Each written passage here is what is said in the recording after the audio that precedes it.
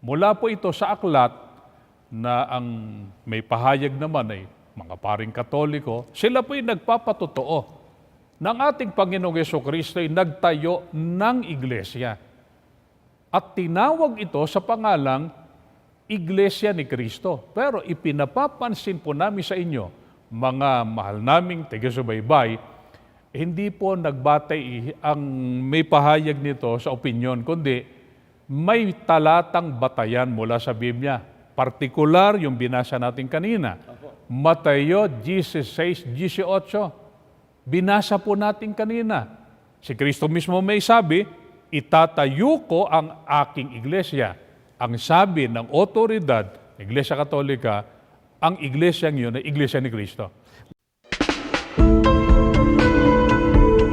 Hindi lang yan ang babaguhin niya sa Katoliko.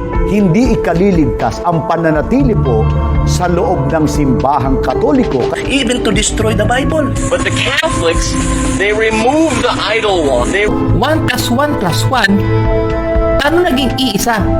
Kung ang tanda ng Diyos ay Sabat, ang tanda ng Beast ay Sunday.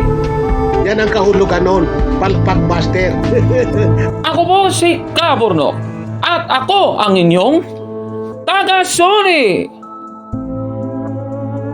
Sa puntong ito ng ating programa, kung hindi ka pa nakasubscribe, pakiclick po ng subscribe button at ang notification bell para updated po tayo sa ating mga susunod na videos.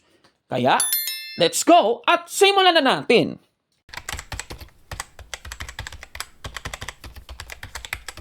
Magandang araw mga kabatid and welcome na naman po sa isang bagong episode ng Taga-Suri. Base po sa Mateo 16:18, itatayo po ng ating Panginoong Jesucristo ang kaniyang iglesia, mga kababayan. Mula po sa ating binasa, sa Mateo 16:18.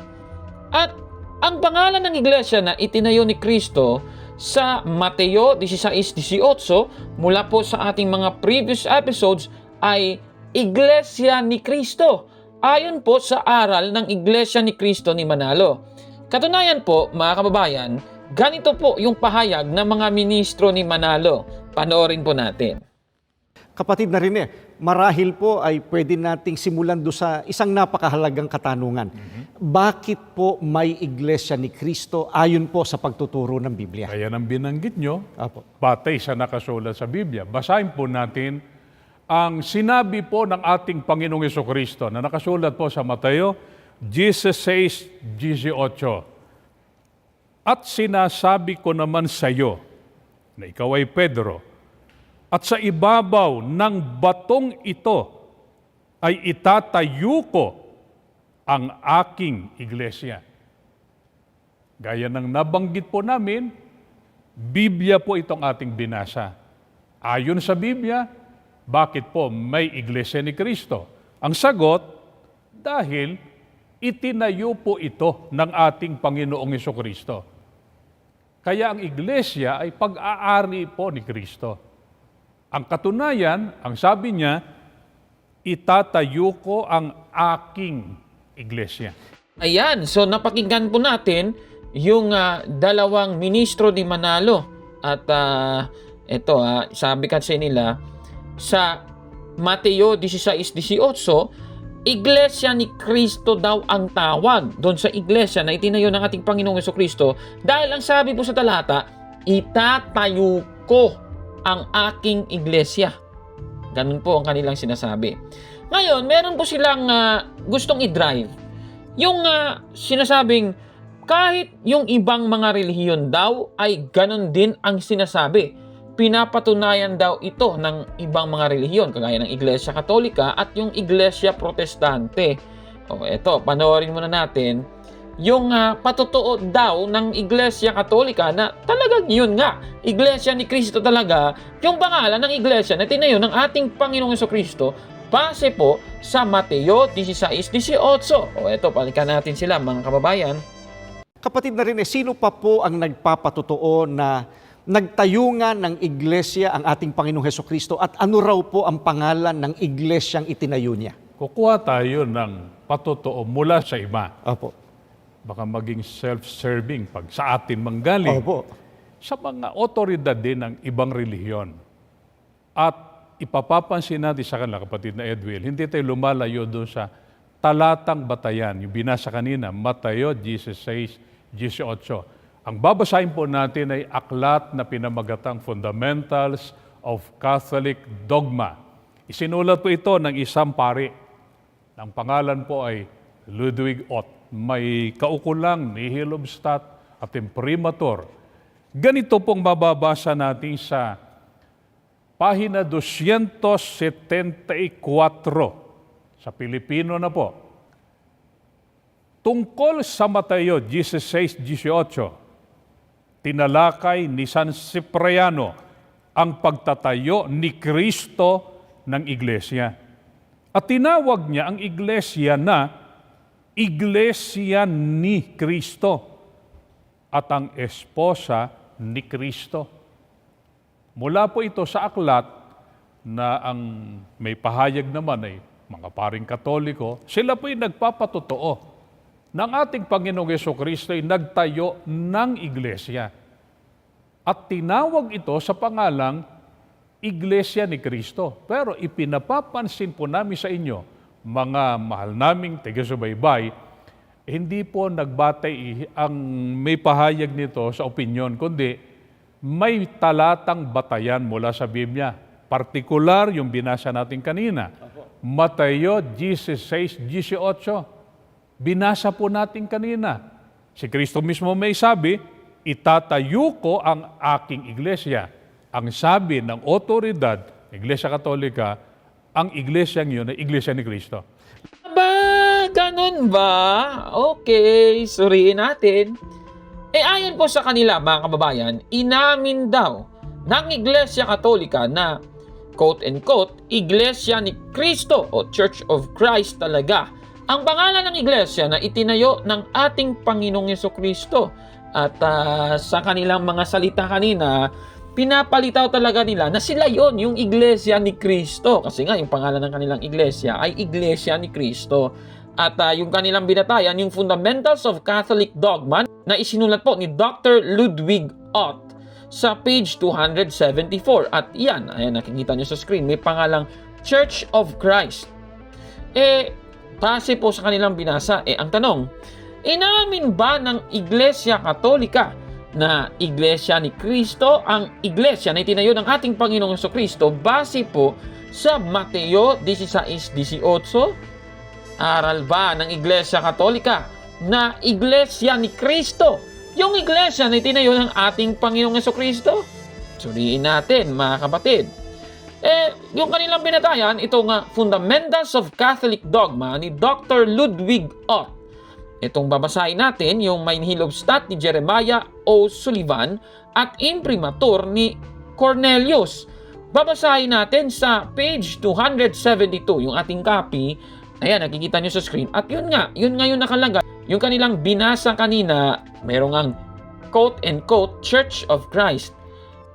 Wala naman tayong tutol, mga kababayan, na yung tawag, yung isa sa katawagan doon sa iglesia na itinayo ng ating Panginoong Jesucristo, kagaya ng ating tinalakay nung previous episode, ay quote-unquote Church of Christ. At napapansin din natin dito na meron ngang katawagan ding Bride of Christ. Nakikita nyo sa screen, ano?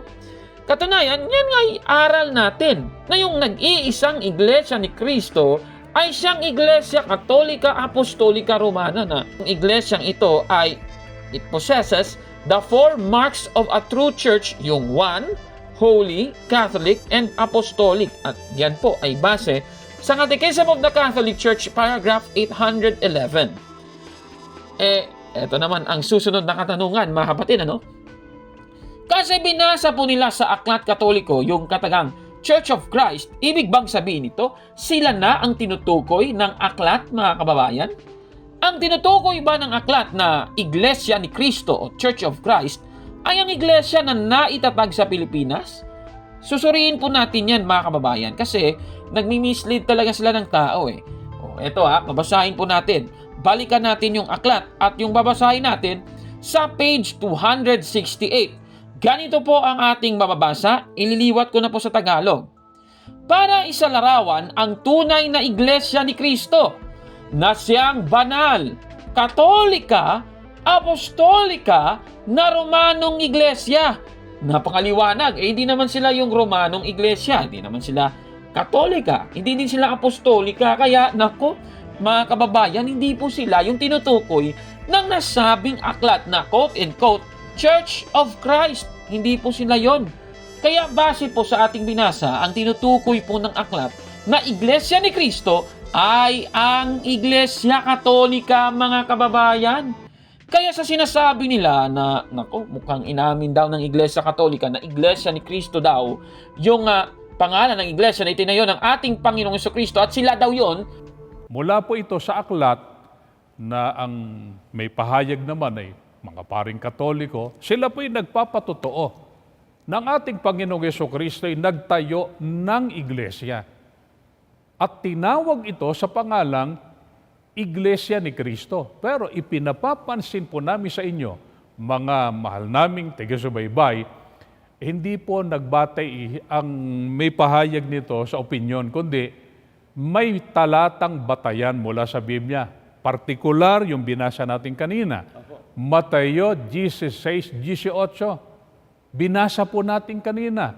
Si Kristo mismo may sabi, itatayo ko ang aking iglesia. Ang sabi ng otoridad, Iglesia Katolika, ang iglesyang yun ay Iglesia ni Kristo. Busted! Yan! Mali yan! Nako meron pa silang pahayag na sabi nila, pati daw, Iglesia Protestante, nagpapatotoo daw na Iglesia ni Kristo talaga ang pangalan ng iglesia na itinayo ng ating Panginoong Jesucristo base sa Mateo 16:18. O eto, panoorin natin silang muli. Meron pa po bang iba pang mangangaral ng iba pong relihiyon na nagpapatotoo rin po na nagtayungan ng iglesia ang Panginoong Jesucristo at binabanggit din po ba kung ano ang pangalan ng iglesyang itinayo ng Maging Panginoon? ang mga mangangaral protestante, kapatid na Edwin, ulitin natin, hindi ang opinion nilang ating kinukuha, kundi kung ano ang kanilang ipinapahayag may kinalaman doon sa talatang ating binasa. Mateo 16:18. Ito namang babasahin natin, ang pamagat po ay Knowing the Doctrines of the Bible, na sinulat po ng isang mangangaral protestante, ang pangalan ay Meyer Pearlman. Ganitong mababasa sa pahina 349 sa pagkakasali na po sa ating wika. Hinulaan ni Kristo ang pagtatatag ng bagong kongregasyon o iglesia, isang banal na institusyon na nagpapatuloy ng kanyang gawain sa sanlibutan. Mateo 16:18. Ito ang iglesia ni Kristo. Kung napansin po ninyo, ang mga otoridad ng iba't ibang relihiyon, halimbawa ang paring Katoliko at ang mga ngaral protestante, ay kapwa po binanggit ang nasabing talata. Yung pong binasa natin kanina, Mateo 16:18, bilang batayan ng kanila pong patotoo na ang Panginoong Jesucristo ay nagtayo ng iglesia. At ang kapansin-pansin, ang mismong kanilang paliwanag doon sa talata, ang pangalan ng iglesyang iyon ay Iglesia ni Kristo. Ba't namin po tinatanggap? Iyon ay pahayag ng mga otoridad ng ibang relihiyon. Inuulit po namin, hindi po opinyon, kundi talata ng Biblia ang kanilang pinagbatayan. Mateo 16:18. Kaya walang pag-aalinlangan na ang Iglesia ni Kristo po, una, ang nagtayo nito ay ang ating Panginoong Jesucristo at siya po ang may-ari nito. Ay, okay. Ganun ba? Sige nga, suriin nga natin, mga kababayan. Ayon po sa kanila, inamin daw ng mga ngaral protestante na Iglesia ni Kristo talaga ang pangalan ng iglesia na itinayo ng ating Panginoong Jesucristo at pinapalitaw pa rin nila doon sa napanood nating video na sila talaga yon. Pinasa nila yung aklat na Knowing the Doctrines of the Bible ni Meyer Pearlman sa page 349 at makikita nyo sa screen, meron namang Church of Christ. base po sa ating pagsusuri, itong aklat na Knowing the Doctrines of the Bible ay isinulat po ni Meyer Pearlman. Siya po ay isang theologian ng Assemblies of God sa Amerika, mga kapatid. At yan po ay yung ating babasahin para ma-verify natin kung tama yung kanilang ginamit at yung kanilang reference, yung 1937 edition sa page 349. At nakikita nyo po sa screen, yun talaga ang nakasulat, mga kababayan. Ito yung tanong. Ang tinutukoy ba ng aklat na Iglesia ni Cristo ay ang iglesia na naitatag sa Pilipinas na kinaaniban ni Rene at ni Edwin? Susuriin natin yan, ano? Balikan natin yung aklat, ano? Sabi dito, "This is the Church of Christ." Ito ang Iglesia ni Cristo na lumitaw noong araw ng Pentecostes. Klarong-klaro. Ibig sabihin, yung Iglesia ni Cristo na tinutukoy sa aklat, yun yung Iglesia na lumitaw noong araw ng Pentecostes. Tanong, ito bang Iglesia ni Cristo na lumitaw noong araw ng Pentecostes ay itong Iglesia ni Cristo na naitatag sa Pilipinas? Suriin natin yan, mga kababayan.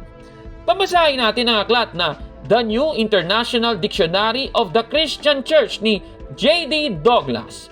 1978 edition ang ating babasahin. Sa page 776, ganito po ang ating mababasa. Ang Pilipinas ay gumawa ng sarili nitong mga kulto. Higit sa lahat, ang Iglesia ni Cristo o Church of Christ na itinatag noong 1940 ni Felix Manalo at nag-aangkin ng ilang milyon. Klarong-klaro ng ating binasa. Hindi po noong Pentecost Day o araw ng Pentecostes lumitaw ang iglesyang ito, mga kababayan, kundi noong 1914 lang ito lumitaw. Nako ayan, klarong-klaro. Katunayan, inamin na rin nila na noong 2022 ay nag-celebrate sila ng 108th anniversary. Ito, panoorin natin yung video. Hulyo 27, 1914, narehistro sa Pilipinas ang Iglesia ni Cristo sa pangunguna ng kapatid na Felix Manalo.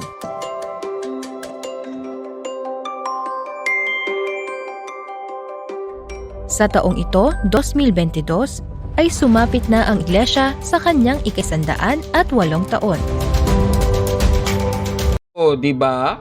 Namin nyo naman pala Nako so hindi talaga kayo yon, yung Iglesia ni Cristo base sa aklat.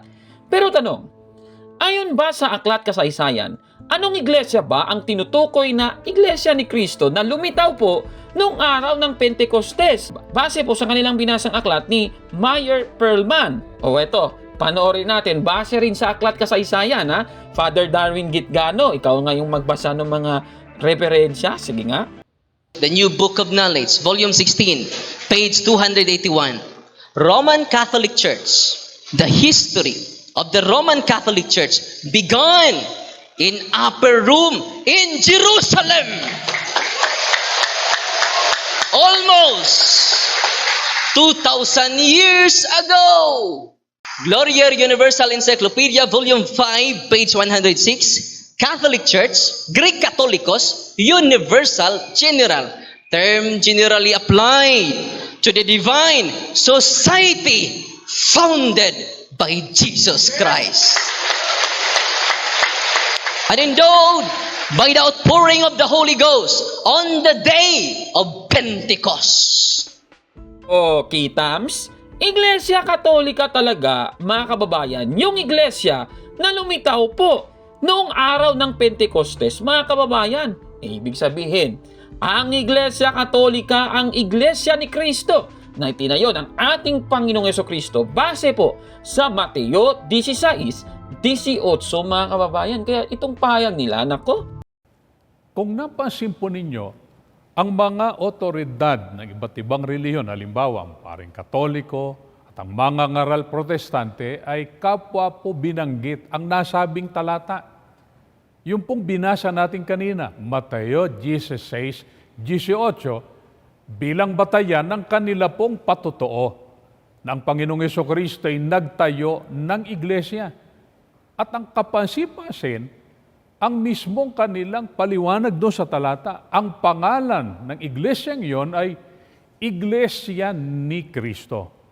Palpak na naman ito, kaya busted! Yan! Ako, nagmi-mislead pa kayo ng mga manonood ninyo. Palpak naman pala. Kaya, tunay talaga na Iglesia Katolika ang itinayo ng ating Panginoong Kristo base po sa Mateo 16:18, mga kababayan. Anong masasabi ninyo sa ating episode po ngayon? Comment down below, mga kapatid. At kung like mo ang video na ito, paki-smash ng like button at mag-subscribe sa ating YouTube channel. Sorry! Kaya, huwag maniwala sa sabi-sabi. Check muna kung fact nga talaga. Hanggang sa susunod na episode. Ako po si Kaborbo at ako ang inyong Sorry!